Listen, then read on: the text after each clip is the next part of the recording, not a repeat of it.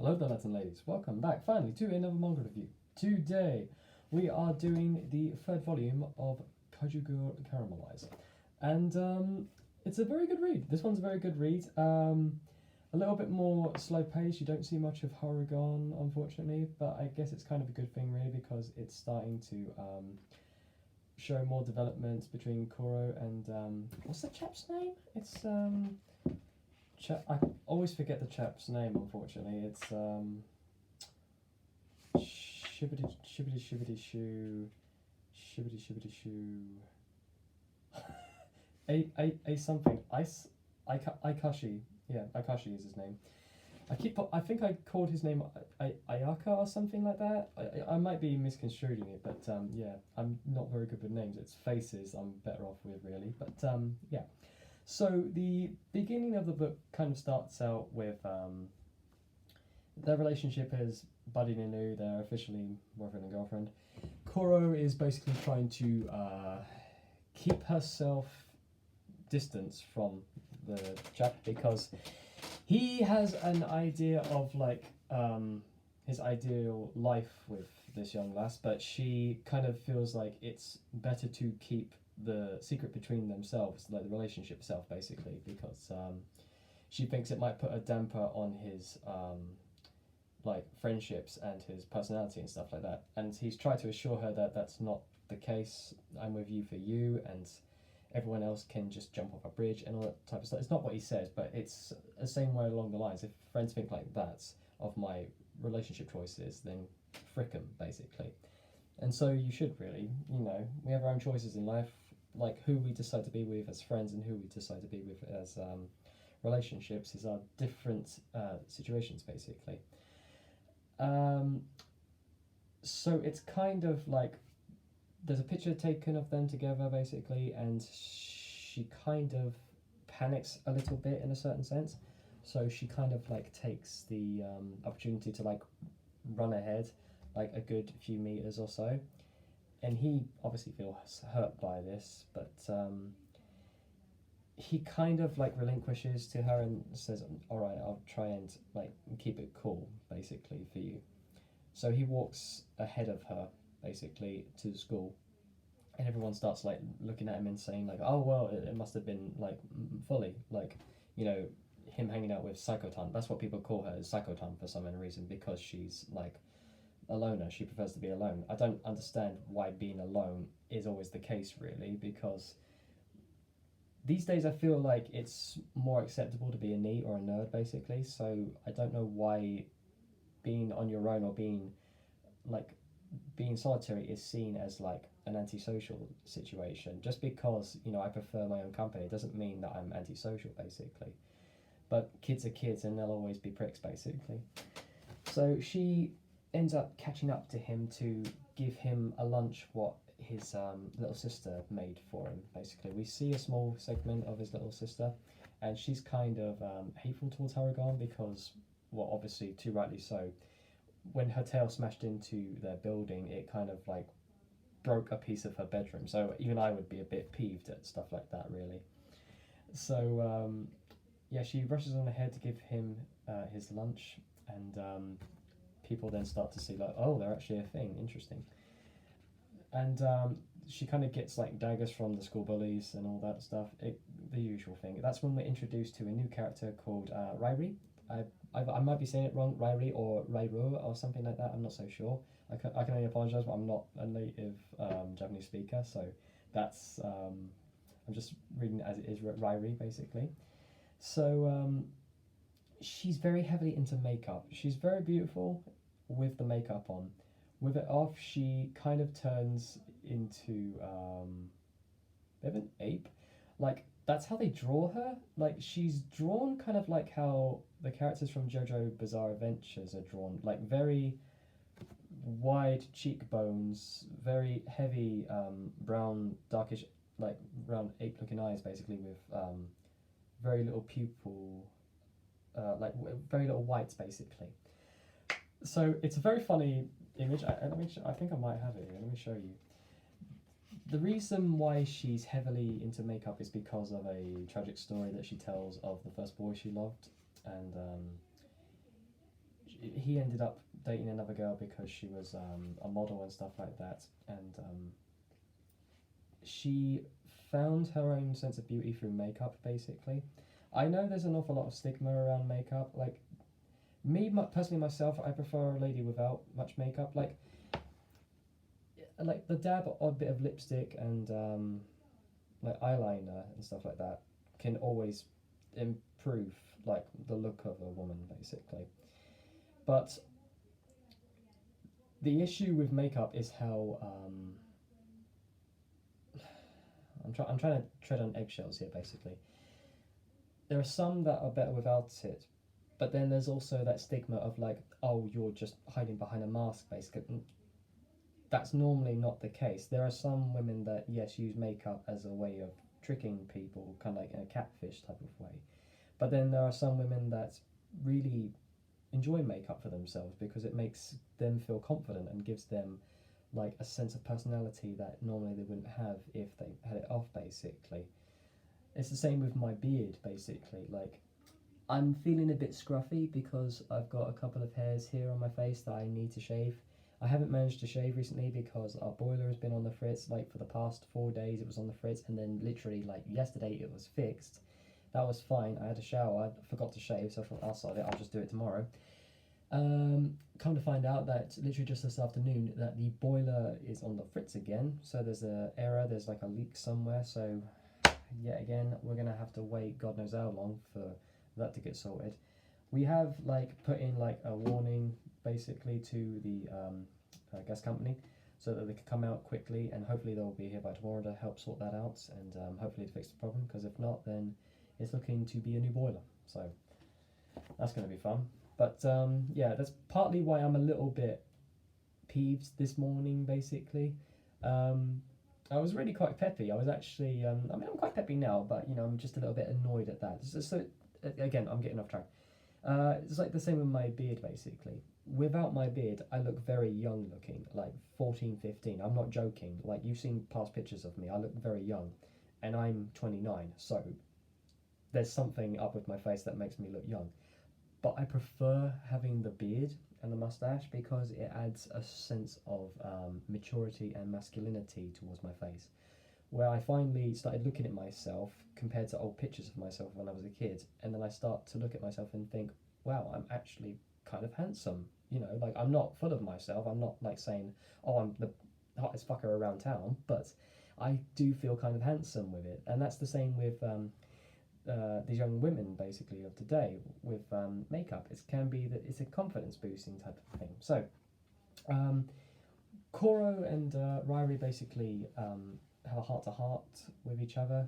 Basically, how Koro kind of gives the small truths of her having like this condition where she has to remain alone because of it affecting people around her. She doesn't give like the full clue that she is a kaiju, basically, and that even like leads to the point when she basically, I think the monkey thing is added in mostly to kind of give like a small little nod to King Kong, you know, because King Kong, I think, was the first American monster that fought Godzilla. I think in the original it was meant to be Frankenstein versus Godzilla, and even then, like, they thought Godzilla would add more marquee value, but then they thought themselves, why not add King Kong in, since, you know, America needs a much better like idea of a monster. But then there was also one film where I think it was meant to be like the Gargantuan versus the Gargantuan, but then I think they switched it with Baragon for some reason. Like, it's very weird. Like, if you've seen the old posters back in the day, like those trailers, like those posters made it always look so like clickbaity. Like, there was even like one film, I think it was Megalon versus Godzilla, where they're on top of the Twin Towers in New York. They were never in New York, but again, clickbait usually works in those days against people that didn't have the right information, basically. So we continue on with Ryrie basically explaining the whole makeup situation. She's got like a whole brand of makeup. Well, she doesn't have a brand. She wishes to have a brand, basically, in the future. But she has these fantastic techniques of like brightening her face up, making it look lighter, and so on and so forth. I'm not a whiz on makeup, so I wouldn't know the ins and outs of it. But she kind of gives like Koro the opportunity to wear some lipstick and a little bit of eyeliner to make her face brighten. And I think there's a picture of her with lipstick. You can't see it because there's no colour, so you can't really tell the context. That's what Ryrie looks like with the with no makeup. So sorry if I'm doing that. I keep doing the like you can't see me John Cena thing. Sorry guys. But oh god, where is it? There's like a scene where she has makeup and Akashi basically gives her a compliment about it, like how she looks really pretty and stuff like that. And I can't, like, there's a small difference. Like you can tell through their confidence basically with makeup in a certain sense, how their personality changes to a more Pippi type thing. Oh, here it is. So that's her with makeup. So there's a bit of blush, a little bit of lipstick and stuff like that, and eyeliner is on. There are some very strange highlights in her hair, like how in this picture she has no highlights, but in this one there are highlights. I think that's just the sketcher's idea of trying to brighten the picture. Like this picture basically, how there are gorgeous like teal blues, dark purples and pinkish, purplish reds mixed in with the orange little fish down here. That is a gorgeous picture actually. That is a fantastic picture. That's really good. That's a very good picture actually. I'm very impressed. And there's even a small jellyfish in the background there. I don't know if my hand like blocked it or not, but that looks really gorgeous. Sorry, I keep getting distracted. It's just a I feel like this manga would look so much better in colour. It's got so many gorgeous pastel colours really, and I'm not really a fan of bright colours usually on most artworks, but I do have pastel colours on my tattoos, like a couple, like with the purple on you can't see it on there, like with the dark purple, like it stands out. But I'm more of a black and grey type of guy, but I don't mind colour on my tattoos.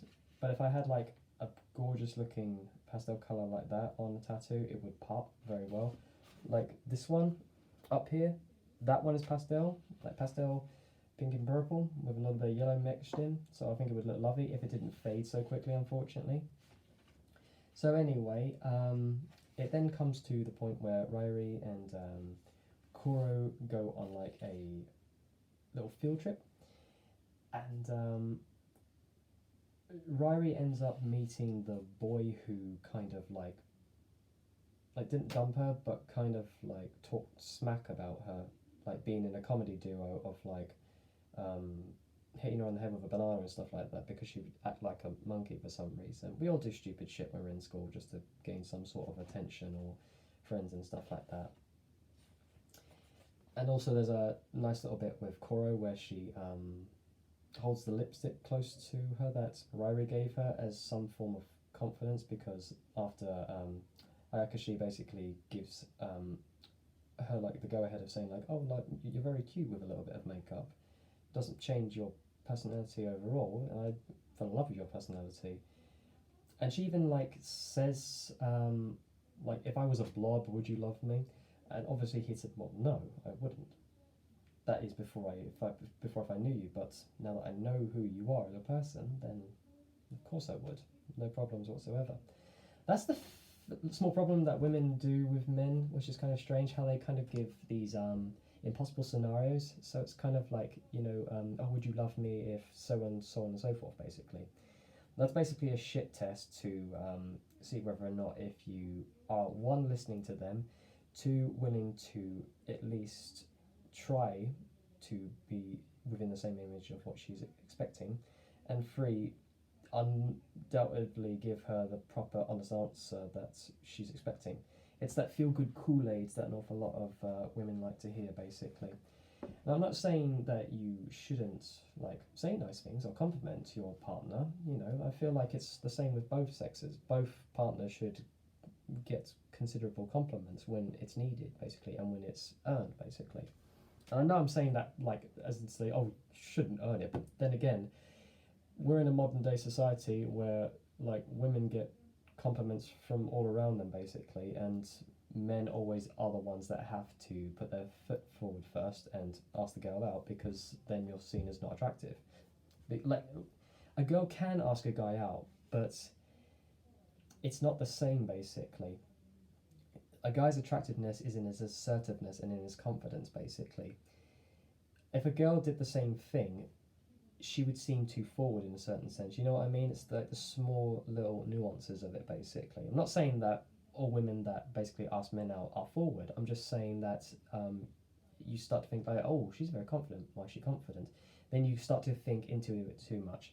Sorry if I talk the way I do. That's just how I usually talk, because that's how my sisters talk when they were young, and I learned from them basically. It's like basically, if I had a diagram and if I like went from right to left, from like say, this is how a man thinks. He goes out from his home, he goes to the shop, he grabs some milk, and then he goes all the way back home. With women, they think very differently in like how they can choose certain boxes to pick certain things out of in their mind and then speak them out. So like, I'm going to leave the house if I'm a woman. I'm going to go to the shop, I'm going to see a friend, I'm going to talk to her about how her weekend was, but then we're going to talk about her children having a bad day at school, and then those kids will then see me on the weekend because I want to hear what their like day was at school. It's like that basically. It goes off into multiple angles basically. Where women can handle talking about nothing for eons, men can basically drown out the nothingness and rest in the nothingness basically. There are some women that thrive on drama and conversation, where men just prefer to be at peace. And it's the same with like us fixing things. We will like try to fix things to keep the peace, mellow basically. But then there are women that will say like, you know, oh, like you can't fix it. So like if your lady ever comes to you and then says, oh, I've got a problem at work, blah blah blah, this woman is like rude to me, blah blah blah blah, don't fix it. If you're a man, don't fix it. She wants you to shut up and listen. She wants you to listen to her. This is her way of venting. And for men's way of venting is just peace and quiet. Rant out of the way. That's like a small little nugget of information for you lads and ladies that are trying to still work the dating pool. I'm away from all that. I've gone monk, and I like it that way, and I am good on my own. Thank you very much. Peace eternal. Love it. Absolutely love it. But that doesn't mean I'm not antisocial. I'll still talk to you on the street if I find you interesting or not. But when it comes to dating in the modern times and marriage, nah. So where was I? Yes, the chap's name is Okada. Okada or Okada. There's no I in it, so I think it's Okada. This is the boy that Rairi is who she used to like. Who is at the field trip. Obviously, Kura is pissed at seeing him there, and she was expecting Rairi to be at first, but she is feeling those emotions of resentment and hate towards him. But that changes immediately, like with her personality, because she kind of has feelings for him still, even though the guy is still a jerk basically towards her. So he's very appearance focused. He's all about the aesthetics basically. He doesn't look to go any deeper, and he even explains to one of his mates like oh, that girl's hot, like you gonna ask her out? And then he says, yeah, I might do. And then another one of his mates comes up to the guy behind him who was just talking to him and says like, you do know he's got a girlfriend? He's like, you just said that he was single. Like, so that's the unfortunate thing guys do. Guys will string girls along, unfortunately, but then there are some girls that will monkey branch from one guy to another if the coming is going, basically. So let's say you don't have a job and you're with this girl. She will probably monkey branch from you to another guy if he has a more stable job. Not all women are like that, and not all men are like that. I have to repeat this. Not all men and women are like I'm saying. But on the odd majority, that is usually the case. There are some guys that will string girls along, and there are some girls that will monkey branch. That is just an unfortunate fact of life, basically.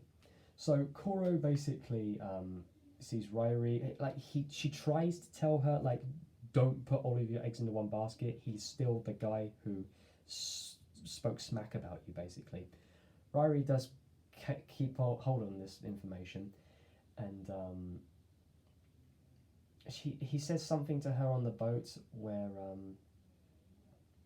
I think he talks about the past her in a very bad light. How like he made her what she was, which he didn't. Like they were a comedy duo. They both worked well for each other. But there was even a time when he said like, "Oh, like I'm nothing without her because she's like the class clown. Everyone laughs at her basically." So it's not even like a comedic factor. He's just taking the piss out of that. So at that point, she just gets up and she's like, "Right, I'm rowing back. Like get out of the way and all that shit." She's pissed at this moment. She then unfortunately falls into the water because she's gotten up very vigorously, and the makeup is gone. So she wants to hide her face quickly. So Kuryu basically takes the opportunity to Kuro, sorry, she takes the opportunity to think, oh, if I'm Harugan, then I'm gonna be the distraction. I'm gonna be her wing woman. I'm gonna basically give her time to put the makeup on and stuff like that. So she grabs Ayakashi, and this is the first kiss I think that happens. She grabs him and then leans in and kisses his cheek. So she runs away because she's like, I missed. Like she was aiming for the lips. It missed. You can even see the lipstick on his cheek, I think. See it? There's a scene where that face is brilliant.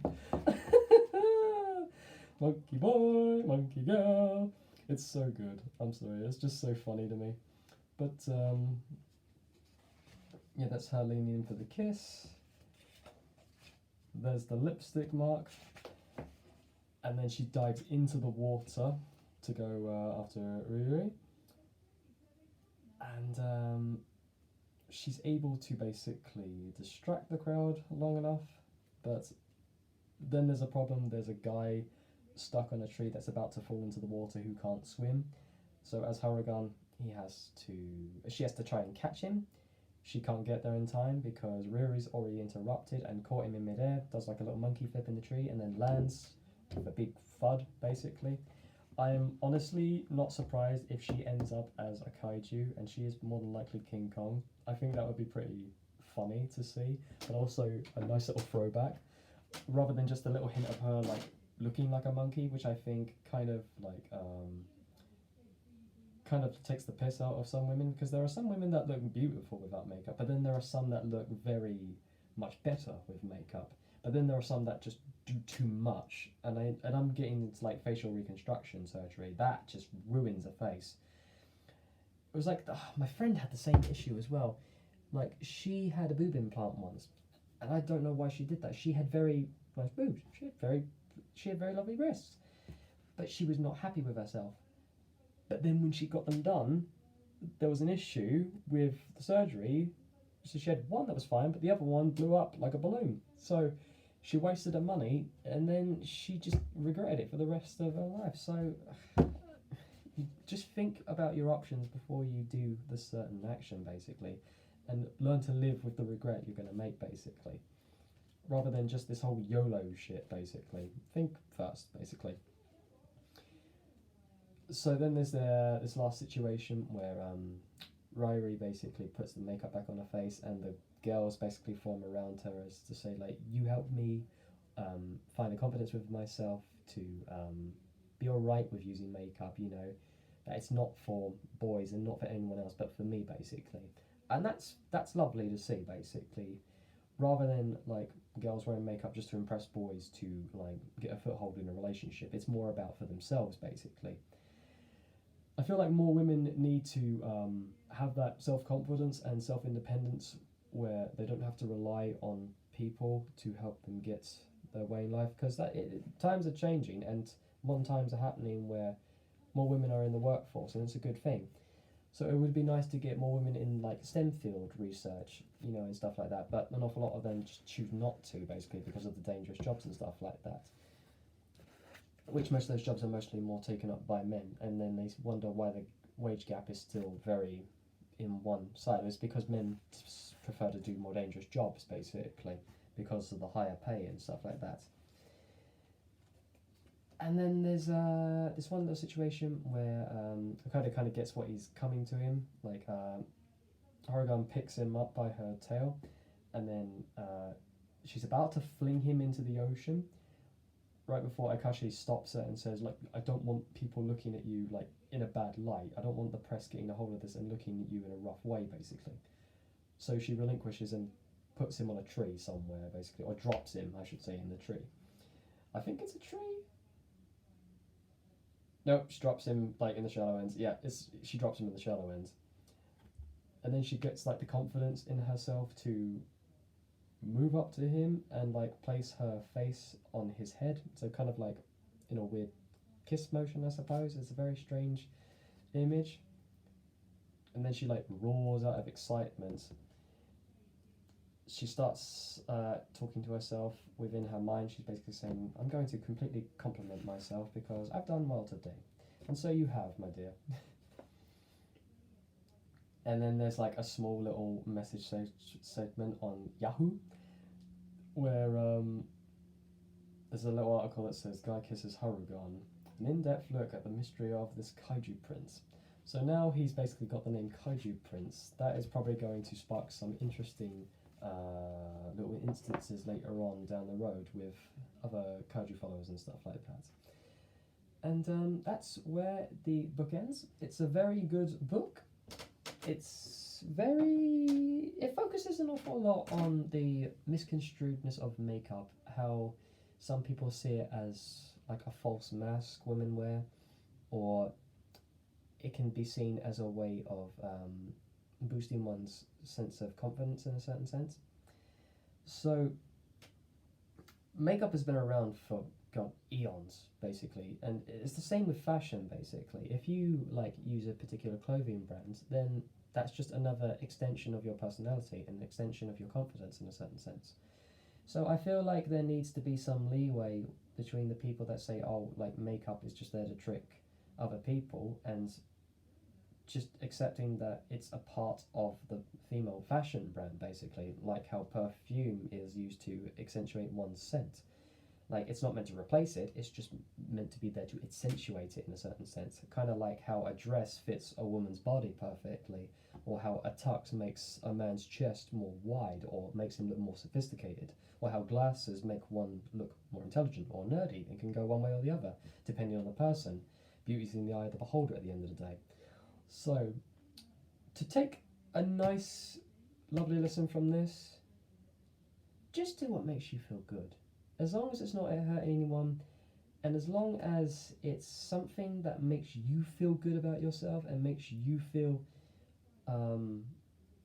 more likable about yourself. If you're not doing it for everyone else, then it's fine. Do it for you. Make it you. Make you your own person. So yeah, it was a very nice way to cover the issue of makeup in women and so on and so forth. So it was a good little way to get that message across, really. And also the art style never ceases to disappoint. It's been very good.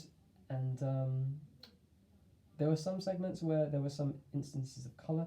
I know I keep complaining about it, but I would love to see this manga in colour. I feel like once the whole manga series is complete, like, I implore you, Spike Aoki, sorry, please make this manga into a full colour. I would love to see. I'd buy the whole series again just to see it all in colour, because it is such gorgeous pastel colours used in this, like for the gentle scenes and there's even darker tones for the rough scenes with Harugan and like the town's destruction and stuff like that. So that would be fantastic to see. But yeah. That is Kaiju Girl Caramelise Volume 3. I hope you all enjoyed, and tomorrow I will either do the Godzilla King of the Monsters novel. I will go over certain segments. I'm not going to read the whole book to you because I feel like it's better for you to get the good experience of reading it yourselves. But I will touch on the subject and small instances from the film so you guys know the specific ins and outs of what happens there on that day in Boston. So, With that, lads and ladies, I thank you ever so much for watching again, and hopefully I'll see you all next time. Take care, my friends.